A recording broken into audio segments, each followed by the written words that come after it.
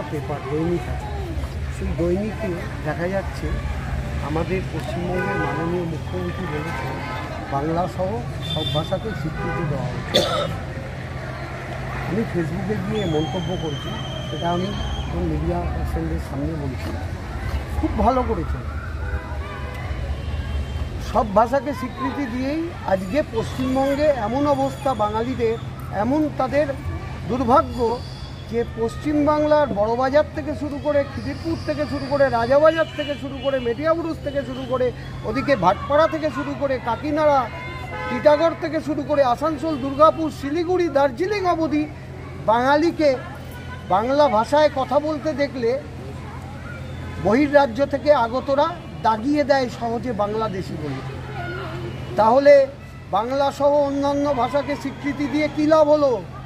আজকে তামিলনাড়ু তো তামিলনাড়ু মুখ্যমন্ত্রী স্ট্যালিনকে কেন্দ্রীয় শিক্ষামন্ত্রী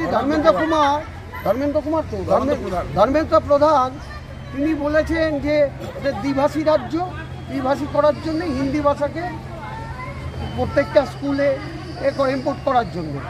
কিন্তু এরা যে রাজনৈতিক দল করুক, এরা এতটাই জাতীয়তাবাদী, সঙ্গে সঙ্গে স্ট্যালিন বলে দিয়েছে আমরা হিন্দি ভাষা ইম্পোর্ট করব না। তাতে তারা বলেছে শিক্ষা খাতে যে টাকাটা, সেই টাকাটা তামিলনাড়ুকে দেবে না। সঙ্গে সঙ্গে সে বলেছে যে তামিলনাড়ু থেকে সেন্ট্রালে যাওয়া রাজস্ব সেটাও বন্ধ হবে। আমরা এন.কে. স্ট্যালিনকে ধন্যবাদ জানাই, জাতীয়তাবাদী শুভেচ্ছা জানাই, কারণ ভারতবর্ষের 22টা স্বীকৃত ভাষাকে সম অধিকার দিতে হবে। তুমি কোনোভাবে একটা ভাষা নিয়ে এসে আরেকটা ভাষার উপর চাপিয়ে দিতে পারো না।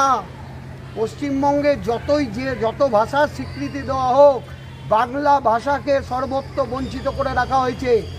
কলকাতা কর্পোরেশনের যে মেয়র বহিরাগত বলছি তাকে, গয়া থেকে আগত, গয়া নিবাসী, তিনি 3 মাস আগে বলেছিলেন কলকাতা পৌরসভার অঞ্চলে ব্যবসায়িক প্রতিষ্ঠানগুলোতে বাংলা ভাষায় সাইনবোর্ড থাকবে, বাংলা ভাষায় সাইনবোর্ড থাকবে,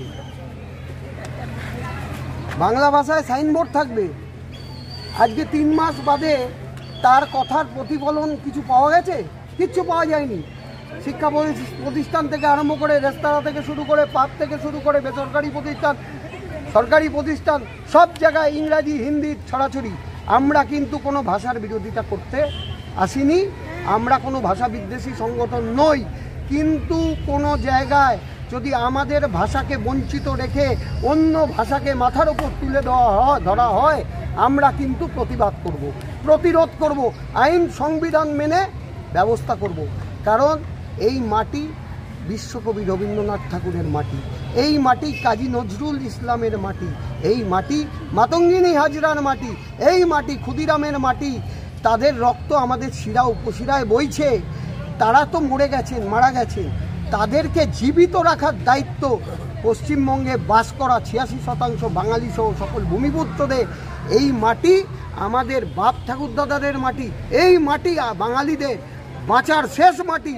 তাই রাজনৈতিক মতপার্থক্যের ঊর্ধ্বে উঠে গিয়ে জাতি হিসেবে বাঙালিরা ঐক্যবদ্ধ হন, বাঙালিরা জাতি হিসেবে ঐক্যবদ্ধ হন। যেখানে বাঙালিরা বঞ্চনার শিকার হবেন, ঐক্যবদ্ধতার মাধ্যমে বঞ্চনার বিরুদ্ধে প্রতিরোধ গড়ে তুলুন।